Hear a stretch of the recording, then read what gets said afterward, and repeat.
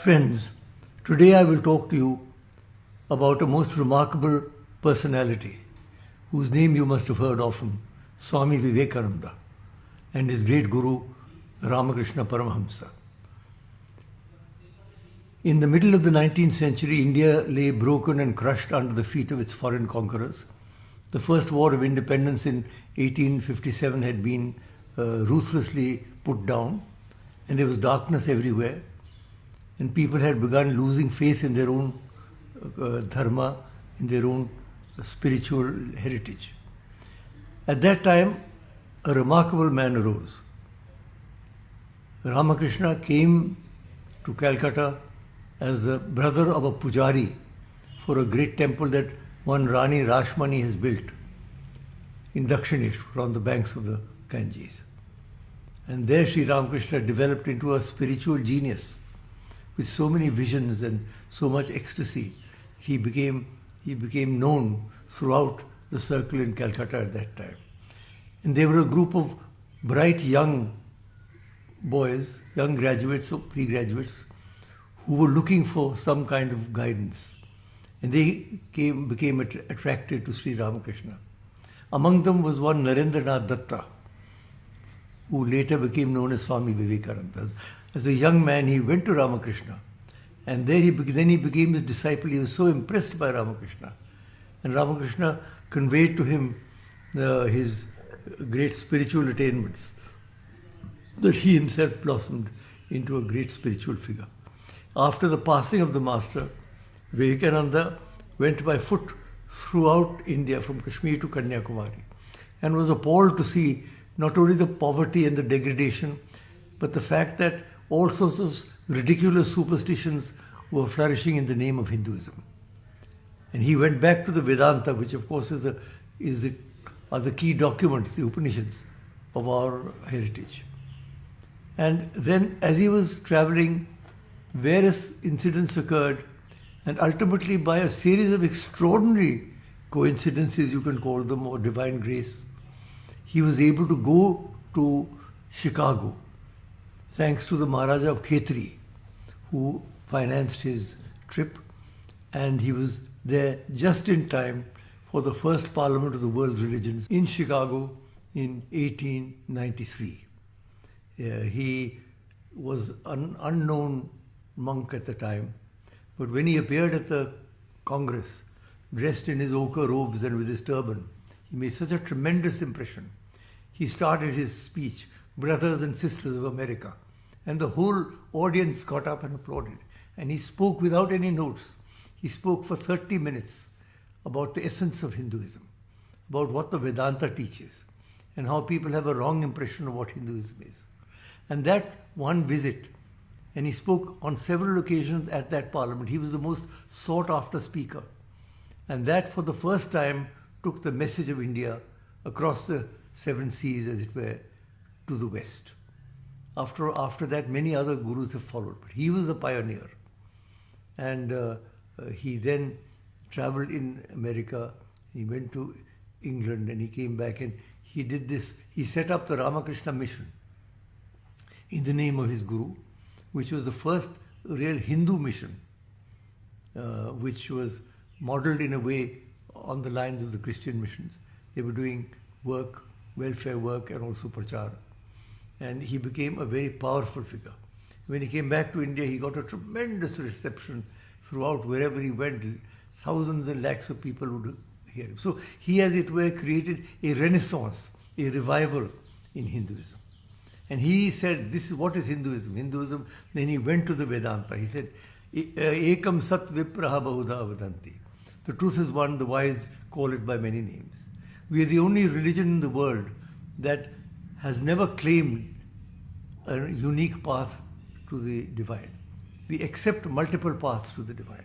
It's a very key factor, because hardly any other religion does that. They say, no, you have to go in this way. But our Vedanta accepts that and said, no, truth is one, there are many ways to achieve it. So multiple faiths, that's where the interfaith movement began, which continues down to the present day. Then he said that another great insight of the Vedanta is Ishvara Sarvabhutanam Hriddeshe Tishtati. the Lord, that same divine that pervades this entire universe, the Brahman, also resides in the hearts of all human beings. Of all human beings, regardless of race or color or sex or caste or any such thing. And he was very clear that that is the message of Hinduism. The universality of the Brahman and the fact that every human being is potentially divine. And fanning that spark of the divine into the fire of spiritual realization is the real goal of Hinduism. And he wrote books on the Jnana Yoga, the Karma Yoga, the Raja Yoga, and the Bhakti Yoga. And the books which created a sensation and are basic texts down to the present day. He also mentioned our concept of Vasudeva Kutumbakam, the world as a family, a remarkable concept which our Vedantic rishis had thought about when they couldn't move more than a few miles a day on foot, but they realized that in the ultimate analysis, the human race has to be one. And today technology has in fact unified the human race, although unfortunately our consciousness is still stuck in pre-global situations. So the idea that the world is a family, and also what is the goal? Bahujana Hidaya, Bahujana Sukhaya. Work for the welfare of the world and the happiness of the people. When he set up the Ramakrishna mission, Vivekananda gave them a simple mantra. Atmano mokshartham jagat hitaya.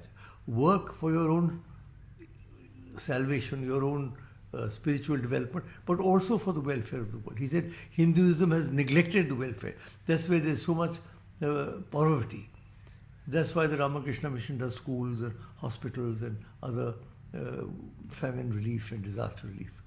So Vivekananda single-handedly recreated Hinduism for the modern age. And if one figure is to be chosen who really stands out, thanks to his guru, mind you, the spiritual power came from Sri Ramakrishna, but it was Vivekananda. It's rather like Socrates and Plato. Socrates was the thinker, Plato was the one who spread the message through his dialogues around the world. Similarly, Ramakrishna's great spiritual insights developed through the genius of Swami Vivekananda, and he spoke unhesitatingly against the social evils that were flourishing in the name of Hinduism. Ridiculous things like if you go abroad, if you come back, you have to do some kind of a prayashchit or atonement, which is ridiculous. 1,000 years earlier, our traders and our artisans went to Cambodia where they built Angkor Wat, and then we become so narrow-minded. Because of this foreign domination, our minds had also become very compressed and depressed. He liberated Hinduism. His was a lion's roar. And his favorite verse, with which I will close, was from the Kathopanishad, which exhorts us to awake and arise and walk across the razor-edged path to our goal. The path is difficult, friends.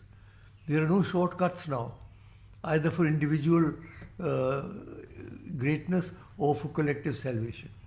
But it is across that difficult and dangerous path that we've got to go towards our goal.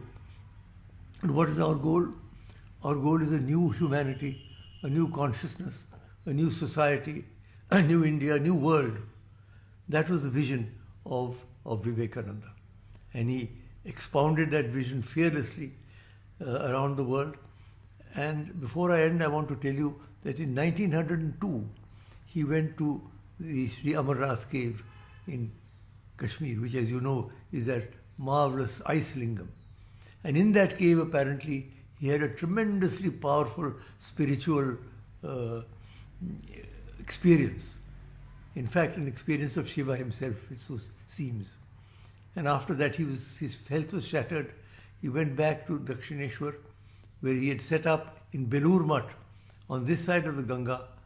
He had set up his beautiful establishment, the Ramakrishna Mission. And there he passed away in 1902 at the young age of 39, during which he had really reconstituted, rearticulated Hinduism. And his favorite verse was Uttishtata, Jagrata, Prapya Varan Nibodhata, क्षुरस्य धारा निशिता दुरस्थया दुर्गम पथस्तत् कवयो वदन्ति. Thank you.